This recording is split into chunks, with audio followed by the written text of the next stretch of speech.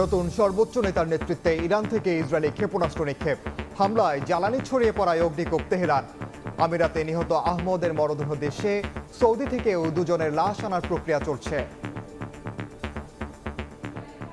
রিয়াদে নিহত হয়েছে, তাদেরকে কিভাবে আমরা খুবই শীঘ্রই আমরা দেশে ফিরিয়ে আনতে পারি সেই কাজও আমরা করছি। এই পর্যন্ত 4 জন হয়েছে। আমরা পর্যায়ক্রমে তাদের আনা নেওয়ার বিষয়টা আমরা যখনই নিশ্চিত হব তখনই তাদের বাড়িতে আমরা তাদের আত্মীয়স্বজনের সঙ্গে পৌঁছে দেব। অপরিশোধিত জ্বালানি তেলের ব্যারেল ঠেকেছে $115। সংকটের শঙ্কায় আজও রাজধানীর পাম্পগুলোতে লম্বা লাইন, বেশি ভোগান্তিতে দূরপাল্লার পরিবহন চালকরা।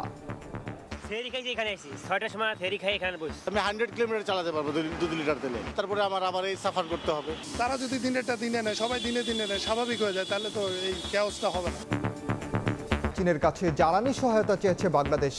অর্থমন্ত্রীর সঙ্গে রাষ্ট্রদূতের বৈঠক, তিস্তা প্রকল্প বাস্তবায়নেও আগ্রহী বেইজিং।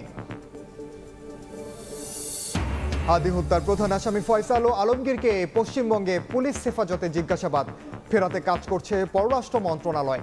দ্রুত এই দেশে আনার আশা আইজিপির। চট্টগ্রামের জঙ্গল সলিমপুরে সেনাবাহিনীর নেতৃত্বে যৌথ অভিযান, অংশ নিয়েছেন আইন শৃঙ্খলা বাহিনীর ৩,৫০০ সদস্য।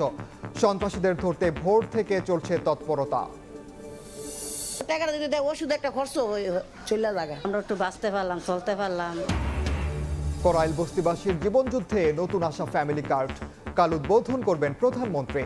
যুগান্তকারী উদ্যোগ বলছেন বিশ্লেষক, সুফল নিশ্চিতে বিতরণে স্বচ্ছতাই জোর। এবং ঈদ ঘিরে রেলের ওয়ার্কশপে ব্যস্ততা, চট্টগ্রামে জরাজীর্ণ 122টি বগি মেরামত করে বহরে যুক্ত। ঢাকা টাঙ্গাইল মহাসড়কে 4 লেনের কাজ শেষ না হওয়ায় যানজটের শঙ্কা।